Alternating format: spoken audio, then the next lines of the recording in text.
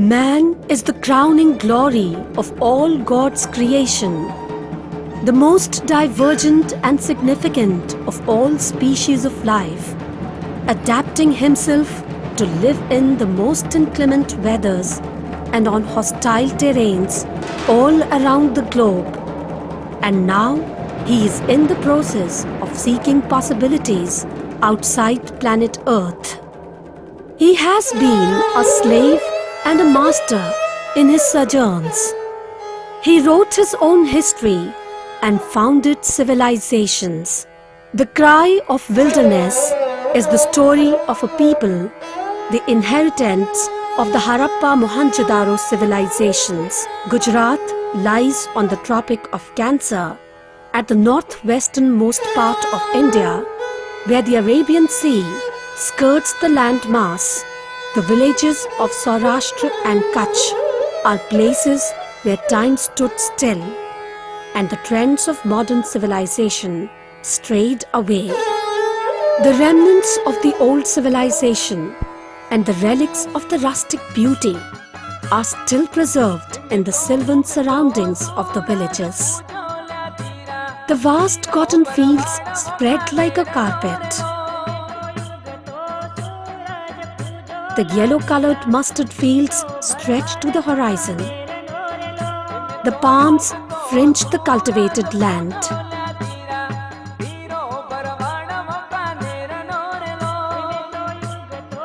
The flocks of sheep and cattle throng the village roads. Gujarat is the only remnant habitat of the Asiatic lion, the Gir forest. Gujarat is adorned with a radiant culture and an array of religious festivals. The Garba dance on the occasion of Navratri festival is a kaleidoscope of these divergent cultures and celebrations. The women folk are richly adorned with a variety of silver ornaments, bangles and bracelets, dressed in long skirts, tops and saris of all colors and lees. Men in their brightly colored turbans with white pajama kurtas and skillfully tendered long moustaches look typically royal. Women are at their best when they walk in procession, balancing half a dozen water pots on their heads. But there is an unflagging struggle of a people for survival that lay veiled. It was a historical event that the Diocese of Rajkot was established in 1977. The new diocese comprised of 7 civil districts, popularly known as Saurashtra and Kutch. Since 1972, CMI priests have been working in these areas as pioneer missionaries. Later, the entire mission territory was entrusted to the Sacred Heart province of the CMI congregation in 1978 and was called the Rajkot Mission. It was raised to the status of a region in 1981. The districts of Amreli, Bhavnagar and Junagarh were later entrusted to the St. Joseph's Province Kottayam and was made a separate mission region. In 1993, the St. Xavier's region became a vice province and in 2002 was conferred the status of a province. Gujarat has a very dichotomous economy and social standards, as it has the poorest and the richest people living here. And while the urbanites are thriving in affluence, the far-flung rural areas remain untouched by modernity and are devoid of all basic amenities of life. Natural calamities and man-made tragedies have not spared Gujarat. Plagues and floods have wiped out human settlements in the past. The massive earthquake that struck the state in 2001 completely devastated the state.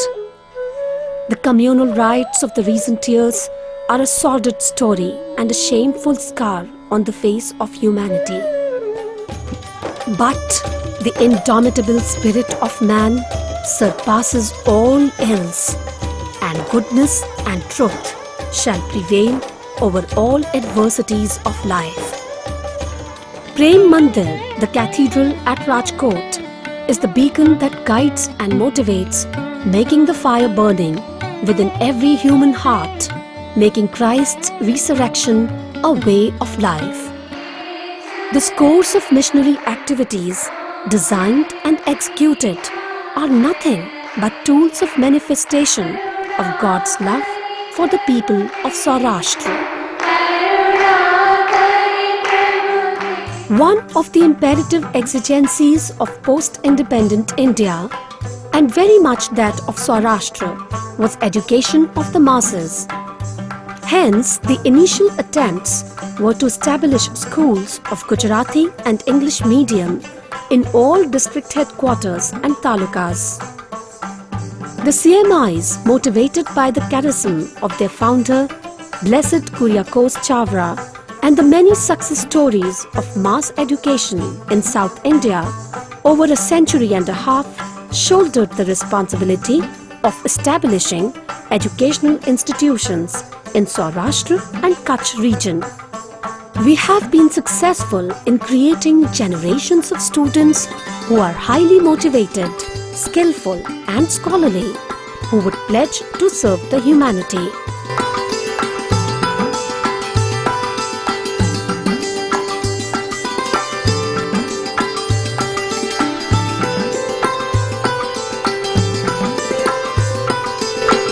Education is for integral development of the child, intellectual, social, physical, psychological and spiritual.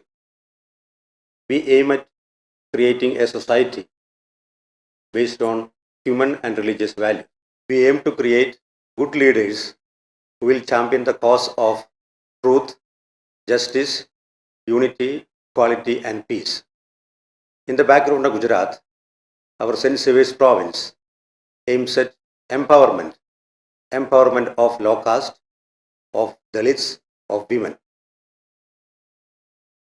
So we have got Gujarati medium schools together with the English medium schools, and we have got non-formal education centers for slum children.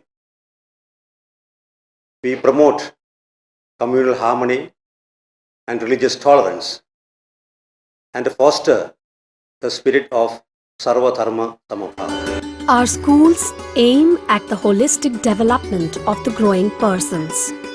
Prayer, meditation, counseling, social work are all regular features that go with the training. One of the activities running very successfully in our schools is Children Care for Children. Children contribute every day a little amount of money from their pocket money. When collected from every student, it makes a good amount. Every school sponsors 400 to 500 students their education, covering their fees, uniform and books. The students themselves manage this fund. Apart from this, the students help the inmates of old age homes and orphanages. Children Care for Children is a unique idea of Marine Service Wing of our school. We have decided to collect 1 paisa per day to support the needy children for their education. But we collect more than that, and with the money, now we are sponsoring the education of more than 400 students. Students of the urban schools regularly visit orphanages, hospitals, old age homes, slum centers, and rural areas. The main thing that we gain by helping them is happiness, because when we share our joys with others, we also become happy that we are sharing with her. From the beginning of our mission here, we started boarding houses too. With boarding houses, it became possible for the children of the remotest villages also could get proper education. At the same time, these boarding houses help in the value formation of these children. The children of different castes staying together helped in the removal of caste discrimination among them, and through them, it has affected the parents also. 11 of our members are in this ministry. In the caste-ridden Gujarat, these boarding schools provide an ideal coexistence for the students as they live and interact as members of one family under a roof. Children from different castes stay here together. They don't feel any caste discrimination, as well as the parents do. When they go to the villages, they are very happy, also their parents. The earthquake that destroyed many schools and orphaned many children necessitated the opening of more boarding schools in the region. These boarding schools and hostels have been proven to be a big boom in the field of education. We at Navavidhan, we work for the Koli Patels, an economically and socially backward community. We have been working here for the last 15 years, and we work for this downtrodden community for their progress and upliftment. Most of the students studied here are employed and doing well in their lives these days. There is a great interest in the members of the community to educate their children. We enjoy this work, so do these people. Our zealous priests also work in the schools and colleges run by the Diocese of Rajkot. Today we have got more than 100 CMI priests working in over 100 mission stations of Saurashtra and Kutch, and 420 sisters are working in these mission stations. And these missionaries are working in the areas of education, healthcare, social development, and social communication. There was a phenomenal growth for the Diocese of Rajkot during the last 3 decades. And CMI priests are instrumental for this phenomenal growth of the diocese for the last 3 decades. And I would like to express my deep felt gratitude to the CMI priests for the excellent work they have done all these years. Slums are the byproducts of unscrupulous urbanization. A sizable but unnumbered population of every city lives in the slums. These marginalized people are destined to live a substandard life in misery and neglect. The development and the progress of the cities came along with a lot of slums in the city who do the menial works for the city people. They work hard and live with the minimum facilities of life. The children of the slum dwellers are the mostly affected. They become either rag pickers or child laborers, and quite a good number of them become the law breakers. The society at large is responsible for making them socially unfit. Educating the rag pickers and child laborers and preparing them for life is a daring step. The children who work as rag pickers, housemaids, pickpockets and shoe blacks are collected during off-work hours to attend classes in the non-formal education centers. રવિવારે જ્યારે રજા હશે ત્યારે હું ભરતકામ કરીને સાડી લેવા જાઉં, પછી તેના પૈસા આપે એમાંથી હું ભણું છું. કરિયાના કામમાં કરે છે.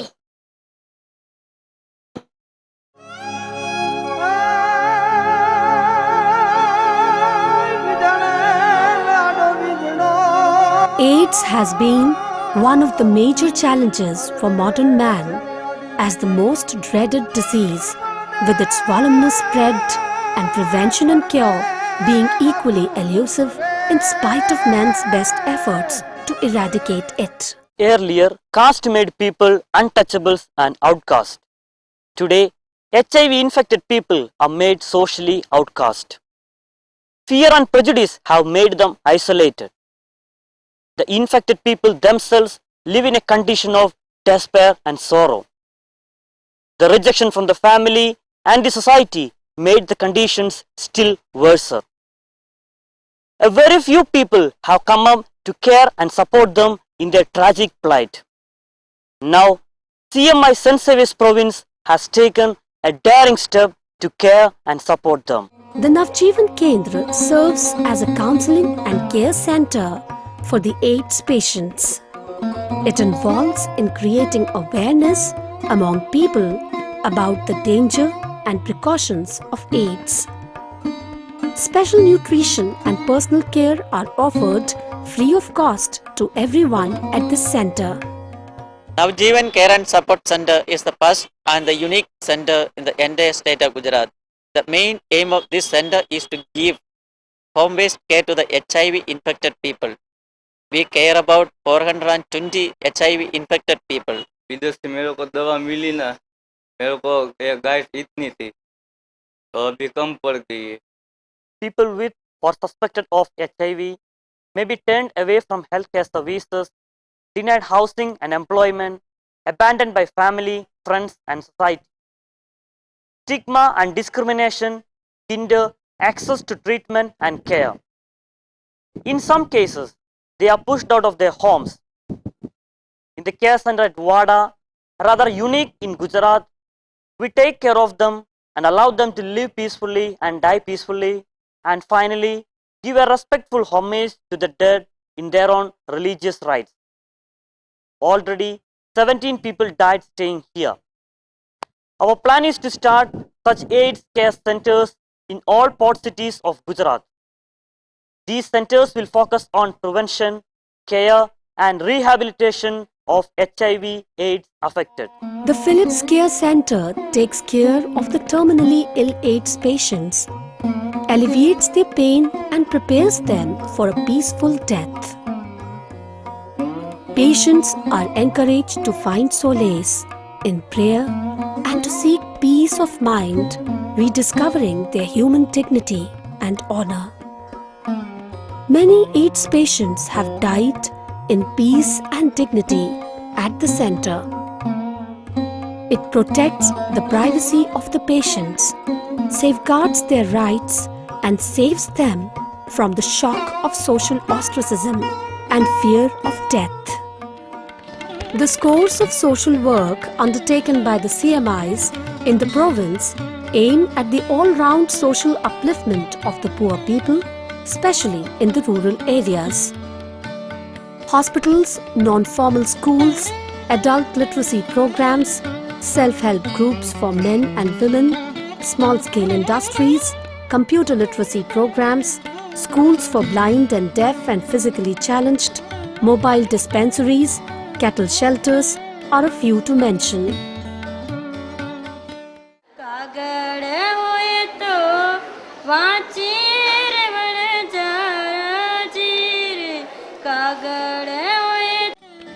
A major project of the diocese where our priests work is the Kutch Vikas Trust, a program that has done yeoman services to the people of Kutch over 25 years. Welfare programs for the disabled is the main activity of Kutch Vikas Trust, which includes formal education of the disabled children in the integrated setups, vocational training, rehabilitation services, placement and employment services, marriage bureau, and prevention of disability. Kutch, the overwhelming enigma that defies time and space. It is the Bunny grasslands and Dunt marshes that weaves into it from the south.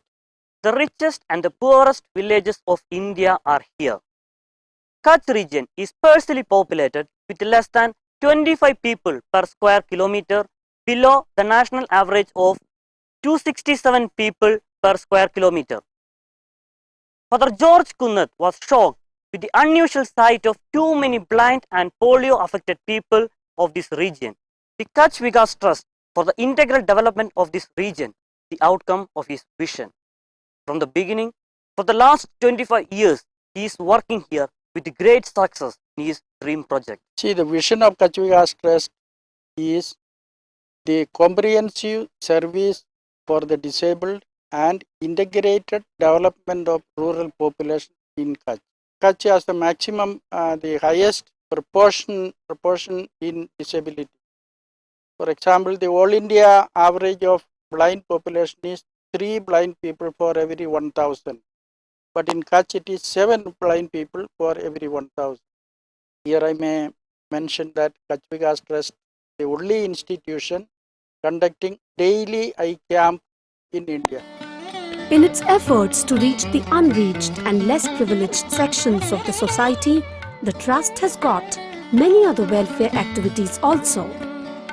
It has also been successful in changing the desert lands of Kutch to a green belt.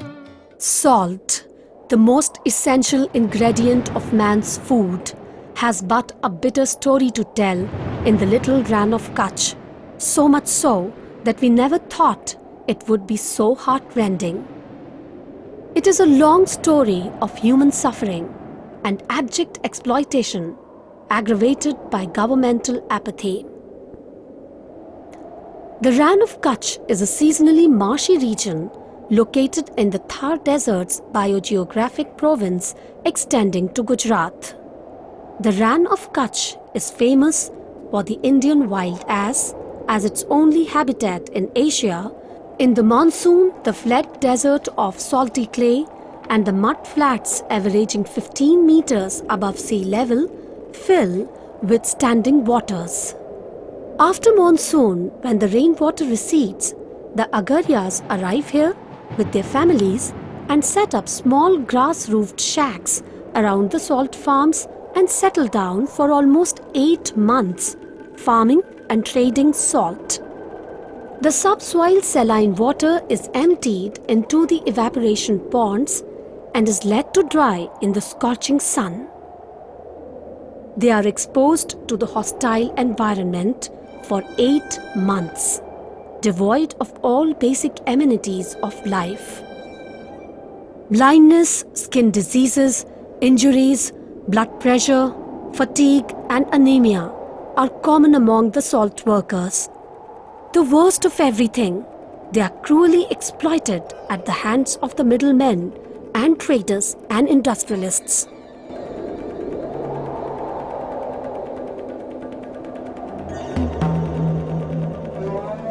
This salt, see here, called the land. When this is sold in the market, fetches 4,000 to 6,000. But the people who produce it here get only 65 to 80 rupees per ton. They are the people who are highly exploited. They work in the extreme conditions. Most of them come to this salt field with their family. Their family life is disrupted and the education of their children is nearly impossible. Seeing the plight of these people, our fathers have taken up a challenging mission. સૌથી પહેલી જે સમસ્યા છે અગરિયા ભાઈઓ એ અહીંયા 4-5 મહિના રણમાં રહીને પકવે છે એને એક તો જમીન એના નામ પર નથી અને એના નામ ઉપર જમીન હોય તો એને લાભ. બીજી સમસ્યા પાણીની છે, પીવાનું પાણી એ લોકોને અહીંયા મળતું નથી વેચાતું લઈને. ત્રીજી સમસ્યા જે છે એ ખાસ કરીને એને માંદગીની છે, રોગચાળો અહીંયા ઘણો બધો હોય છે અને કોઈ ડૉક્ટરી સારવાર મળે. અને ચોથી સમસ્યા છે એ એના છોકરાઓ અહીંયા ભણતા નથી, ગામમાંથી લઈને આવે છે એ છોકરાઓને ભણતર માટે. While the parents are at work, the little children group to play in the salt farms under the blazing sun. Most of them have never been to school. Highly vulnerable to chronic diseases and infant mortality due to overexposure and malnutrition, these children bear the brunt of all ills. Real problem of the people of area.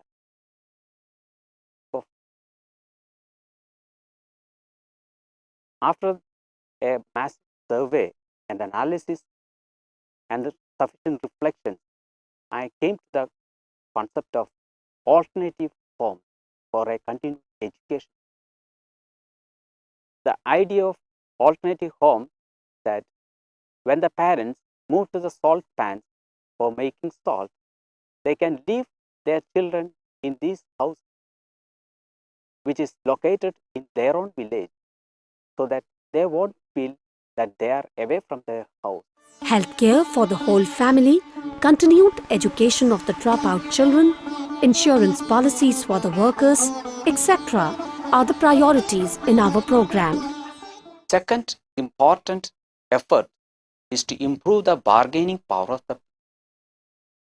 Now it is lying with the businessmen. Now it is high time for these people to take it back rightly, and for which we have looking for some alternatives. The first alternative seems to be higher level of awareness among the people. And second, insist government on fixation of some support price for the salt. And third, creation of or emergence of some enterprising groups in the salt pan. The earthquake that shook Gujarat on 26th January 2001, the Republic Day, is one of the most devastating earthquakes in recent history. The government figures place the death toll at 19,800 and the number of injured at 1,66,000. It is estimated the actual figures are much higher. Around 6 lakh people were left homeless, with 3,48,000 houses destroyed completely and another 8,44,000 damaged. The earthquake directly or indirectly affected 15.9 million people out of a total population of 37.8 million. In this situation, we extended our service to the affected people. Our priority was to bring normalcy in the town and the nearby villages as much as possible. A lot of relief works were done by us. We helped to construct houses, provide income generating programs, constructed healthcare centers in villages. As normalcy is returning now, our concentration is on education, healthcare, and formation and strengthening of SHG. We constructed earthquake-proof houses, admitted the orphan children in our boarding houses, set up dispensaries and mobile clinics, and helped in reconstructing village schools and roads, and much remains to be done. The mission ahead entails enormous planning and prudent executions. The harvest is plentiful, but the laborers are few. Formation of future missionaries is an imperative of Rajkot province. Inspired by the charism of our founder, Blessed Kuryakos Elias Chavra, these young men undergo long years of formation interiorizing the values of the kingdom of God through a process of listening, Sravana, meditation, Manana, and realization, Nididhyatsana.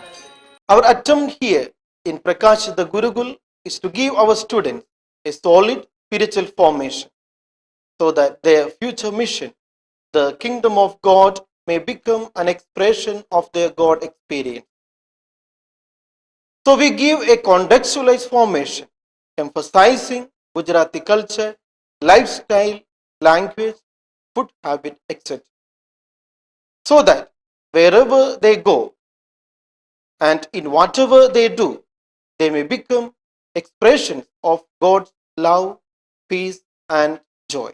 The work of a missionary is never complete unless he himself surrenders to the will of God and commits himself as an ambassador of Christ.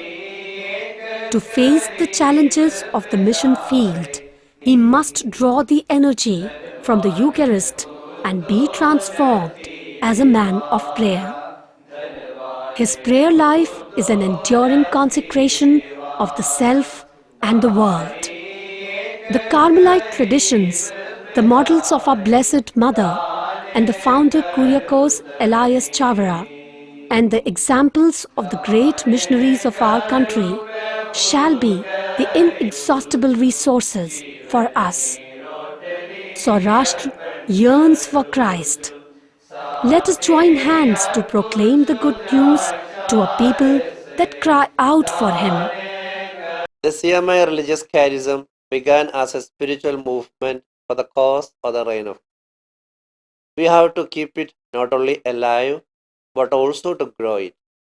We have to be ever aware that our life consists of intense prayer, deep recollection, building up and renewal of the church as a sign of the reign of God. The members of St. Xavier's province were concentrating on the growth and development of the Diocese of Rajkot, tirelessly reflecting the light of Christ in Saurashtra and Kutch. Our members were actively involved in pastoral ministry, education, and social development.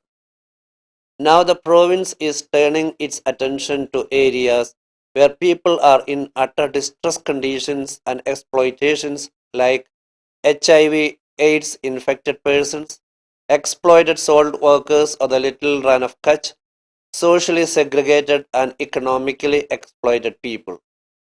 It is trying its best for the empowerment of women and children. Our emphasis is on two aspects: inner experience of God by the members and committed service for the cause of the most neglected and downtrodden of the society, towards whom Jesus manifested a special love. We have a dream, a prayer. Let the promises of Christ of abundant life be fulfilled in the lives of the millions of Saurashtra. Let the springs of life-giving water well up in the desert sands of Kutch. Let the people who walk in darkness see the light of Christ.